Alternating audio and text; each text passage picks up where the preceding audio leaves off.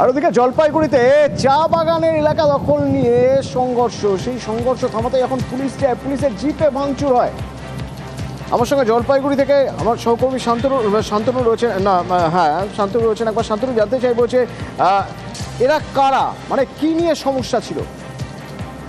দেখো, মূলত এলাকা দখল, বিশেষ করে চা বাগানের যে কমলাভ্যালি চা বাগান রয়েছে সেখানে যে সংগঠন রয়েছে সেই সংগঠন তার দখলে থাকবে, সেই নিয়ে কিন্তু দীর্ঘদিন ধরে দুই গোষ্ঠী, এক হচ্ছে মহেশ চাউটিয়া গোষ্ঠী, আরেকটি কৃষ্ণদাস গোষ্ঠী, যারা সদস্য রয়েছেন তাদের মধ্যে মাঝে মধ্যেই কিন্তু হাতাহাতি মারামারির ঘটনা ঘটে।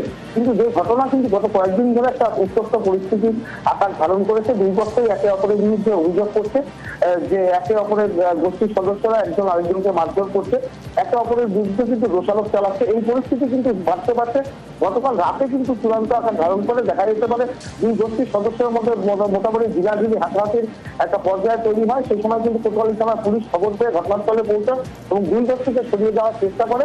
সেই সময় কিন্তু পুলিশের গাড়িতে লক্ষ্য করে গুলি চলা হয় বলে অভিযোগ এবং তাতে পুলিশের একটি ভ্যান কিন্তু ক্ষতিগ্রস্ত হয়েছে। পাশাপাশি দুই পক্ষে বেশ কয়েকজন আহত হয়েছে এবং রাতেই অতিরিক্ত পুলিশ দিয়ে কিন্তু পরিস্থিতি নিয়ন্ত্রণে আনে এবং সকালের দিকেও কিন্তু আবার পরিস্থিতি উত্তপ্ত হয়।